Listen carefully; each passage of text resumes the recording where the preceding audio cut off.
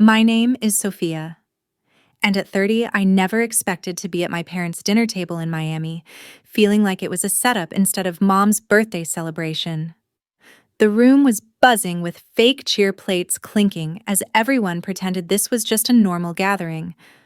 But the tension hit me hard when Dad leaned back casual as ever and said, "We took that secret fund your birth father left you to pay off your sister's business debts. She needed it after her venture tanked."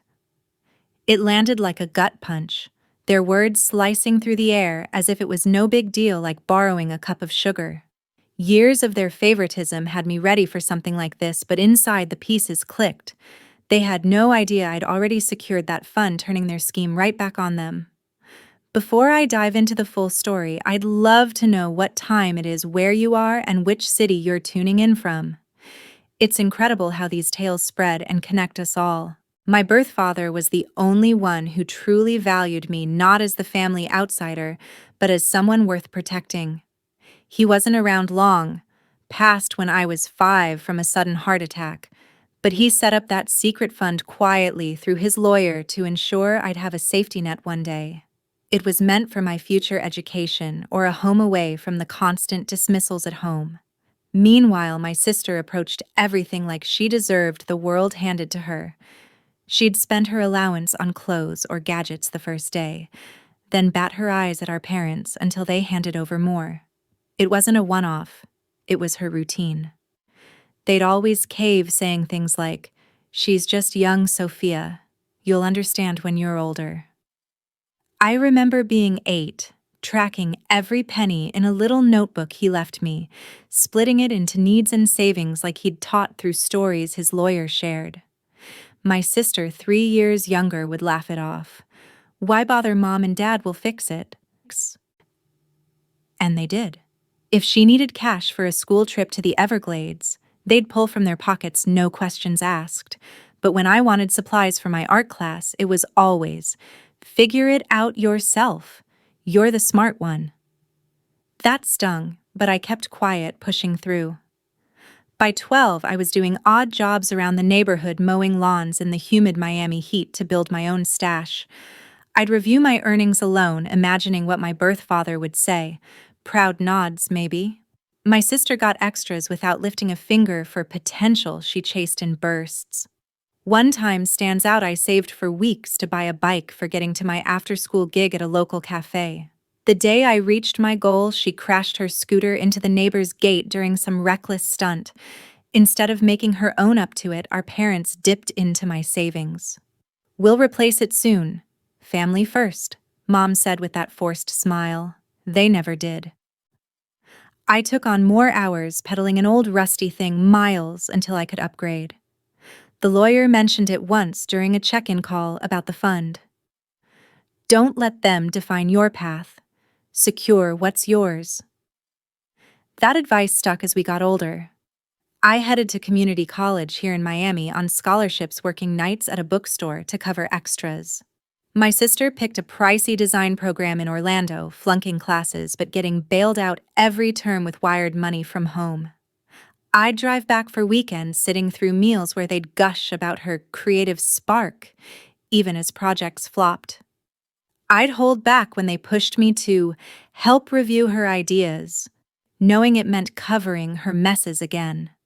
The lawyer stayed my quiet guide, updating me on the fund during discreet meetings. "Family bonds can tie you down if unchecked," he'd warn, urging boundaries without the guilt. When my birth father's old friend reached out last year, sharing more stories of his careful planning, it hit deep. My sister visited sporadically, always pitching some scheme needing startup cash. The lawyer turned her down flat each time she tried. "Build with what you have," he'd say. She confided worries to me once over coffee at his office, surrounded by files from his estate. "I've seen how they favor her. It's not right, and I won't fuel it." The ache after learning more about him grew, hitting in random moments like spotting his favorite Cuban coffee spot downtown.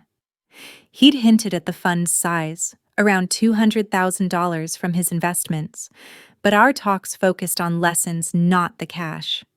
By then, I'd carved out a steady job as a financial assistant renting a small apartment near South Beach, with enough saved for occasional trips. I wasn't rich, but stable.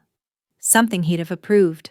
3 weeks after his old documents surfaced again, Dad's text came. Dinner Friday at 7. Important talk. The formality felt off, clashing with our usual laid-back invite. Driving through the palm-lined streets that evening, his warnings echoed. My sister's car was already there, a sleek sedan that screamed luxury despite her constant struggles. Mom greeted me at the door with a quick hug, tense and short. Come on in, we're all set. Dad sat stiff at the head of the table, no usual jokes, while my sister fiddled with her phone, barely looking up. The setup screamed rehearsal, like a bad sales pitch. As we dug into the food, grilled fish and rice fancier than normal, Mom fidgeted with her napkin, a clear sign of nerves. Dad cleared his throat. Let's get to it. That fund your birth father left. We're using it to clear your sister's debts from her failed business. The bluntness hung there as if my security was up for grabs. My sister smirked a bit, like it was settled. Mom added, You're doing fine on your own. She needs this boost. I stayed composed, skills from client meetings kicking in. How much are we talking? Dad replied flat. About 200,000, bad deals piled up. Knowing the fund's value, that was nearly all of it. They'd even contacted the lawyer without telling me, betting I'd back down. But as they pushed, his lessons flooded back, guarding what matters. The hidden details they dodged were about to unravel everything. Their assumption I'd just agree fueled my next move. I leaned forward, keeping my voice even. Break it down for me. What kind of debts add up to that much? Dad shifted in his seat, eyes narrowing slightly. Mostly loans from her last project, a fashion line that hit rough patches in the market. The vagueness screamed cover-up. My sister chimed in defensive. Yeah, startup stuff. Suppliers ads? Things got out of hand. No specifics, just excuses. Mom busied herself clearing plates, avoiding my gaze. I pressed on. Out of hand. How equipment inventory or something else? Dad cut in sharp. Details don't matter right now. It's about stepping up for her. That dodge confirmed they were hiding layers. I excused myself for water, heading to the kitchen where Mom's laptop sat open on the counter, a tab glowing with an email titled Urgent Amelia Payment Update. Glancing back to make sure they were still debating, I clicked it. The message from a creditor detailed missed payments on a high-end apartment rental in South Beach and maxed credit cards for designer trips to New York spa weekends, not a whisper of business expenses. Deeper in the chain, another from her former partner accused her of fudging numbers on their joint venture, siphoning funds for personal use that sank the whole thing. My pulse raced as I pulled out my phone, snapping quick shots of the screen. Proof stacking up fast. Back at the table, they were mid-pitch again. Mom's tone turned pleading. Your birth father would want unity. Think of the family. I nodded, slow, pocketing my phone after hitting record, a habit from tricky work calls. So the lawyer said it's simple, just sign off once everything clears. Dad smoothed his response. Yeah, he mentioned it's straightforward, redirect to her creditors. The outright lie burned.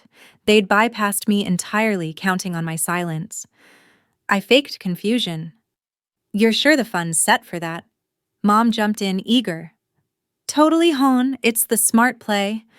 My sister leaned in, impatient. Come on, I need this reset bad. You don't get how stressful it's been juggling everything. Her entitlement boiled my blood, especially with those emails fresh in mind. Not juggles, but splurges. The truth twisted inside, this wasn't failed investments. It was her reckless choices propped by our parents' blind spots. I probed deeper. What comes next? Does she get help managing better to stop this repeating? Dad's face hardened. Not your business. She deserves a clean start. Mom grabbed my hand, eyes misty. You're the tough one. You can spare this. The manipulation peaked, almost comical, if not so raw. I pulled back, standing. Give me a sec to process.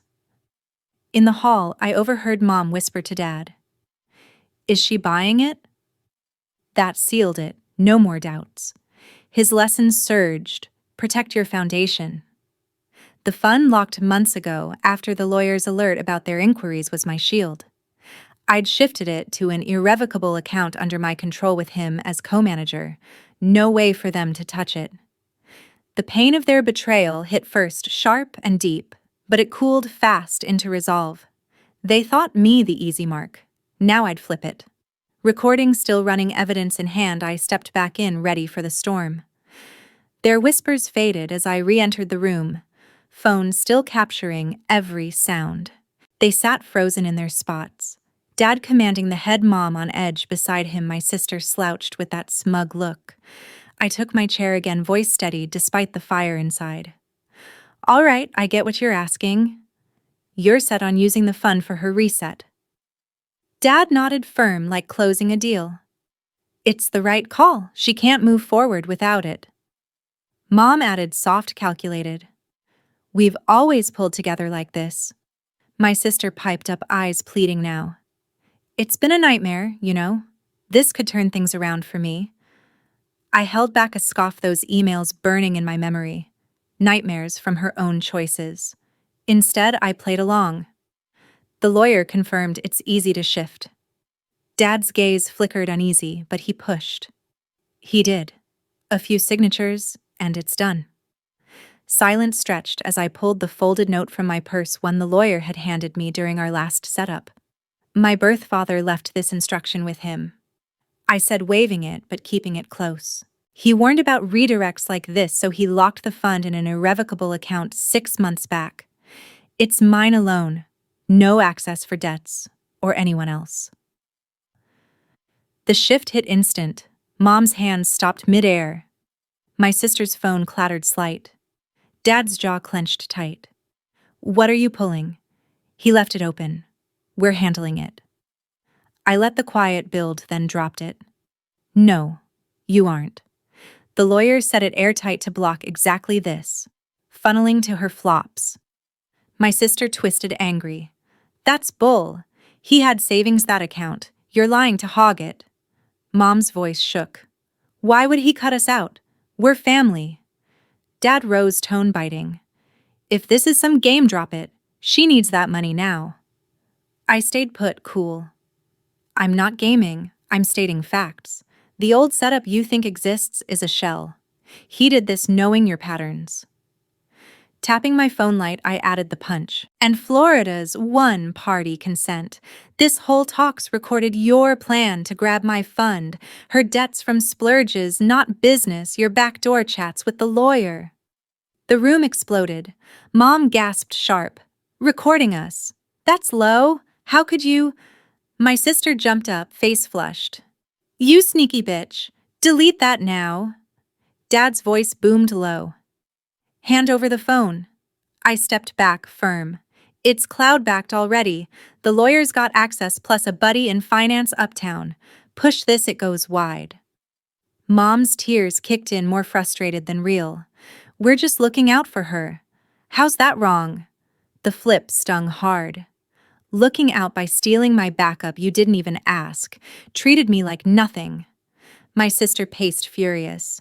"You act all high and mighty with your job in place. You've never hustled like me." That broke my laugh, bitter.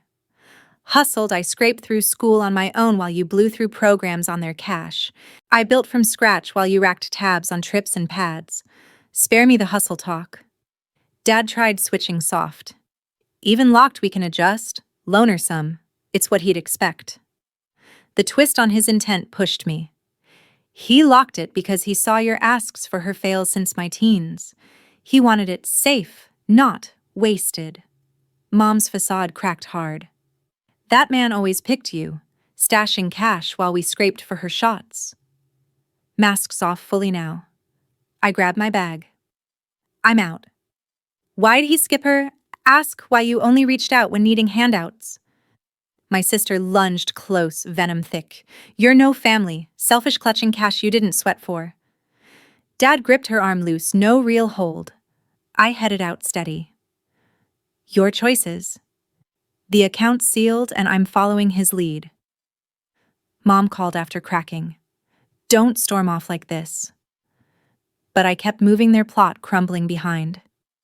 Dad yelled last. This ain't finished. My grip shook on the door, but no turn back. Their grab had backfired, shredding what little trust remained. What followed would push every boundary he'd set, and I braced for it. The door clicked shut behind me, their voices muffling as I slid into my car. Hands steady on the wheel, now I pulled away the weight of that unraveling, lifting bit by bit. His safeguards had held, the account untouchable, their push a total flop. That night, back in my apartment, I replayed the audio, every admission clear as day. I shot it over to the lawyer, who called right back. Solid. They'd burn cash chasing it legally. Stand firm. His words grounded me, but the quiet days after dragged heavier than expected. 2 weeks on, Mom texted. Your sister's sinking deeper. Let's chat. No sorry, just another pull. I ignored it. Dad followed soon. Family sticks, this isn't you. Empty rings to it, same old hook. I blocked their lines for breathing room, the isolation biting in small ways. Skipping our usual spots, scrolling past old photos. Doubts crept in during downtime, like if cutting ties was too final. But his note echoed, bonds shouldn't bind you blind. I booked sessions with my therapist, who'd guided me through work stress before. Their moves aren't on you, she said in our first video call. Choosing space is self-care, not spite. It sliced through the fog, framing love without the drain. A month later, my cousin texted after catching wind through whispers. We linked up at a coffee shop near the beach. Heard the blowout. Tough spot. Over lattes, she spilled her piece. Years back, our parents hit her up for $5,000 toward my sister's first design flop, never paid back. They played the family card hard. Wish I'd pushed back like you. Opening up felt raw, but right. I laid out the account lock, the dinner trap, the proof. Her jaw dropped, but she got it. He always spotted their tilt toward her. He'd back this. That talk cracked the loneliness, rebuilding ties on real ground.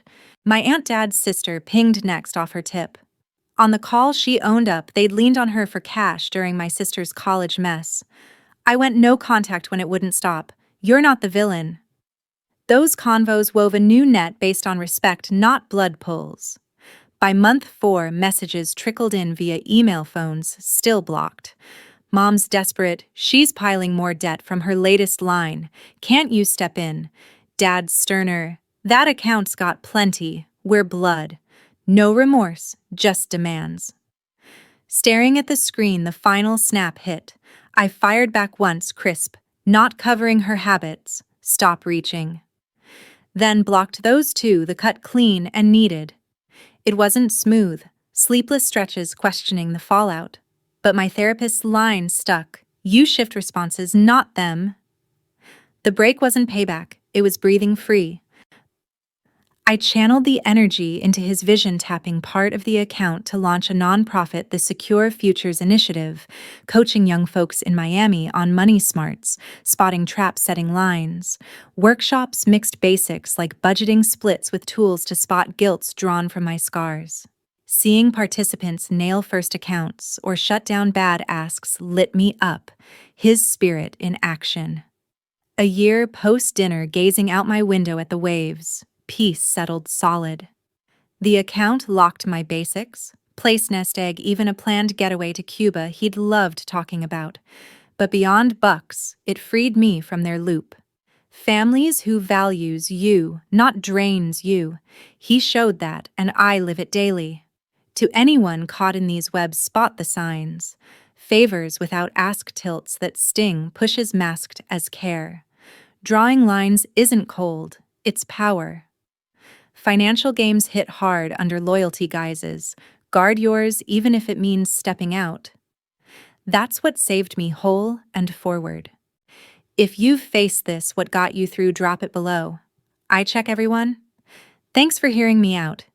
It means a ton knowing you're there. Hit subscribe for more real talks like this and share your thoughts.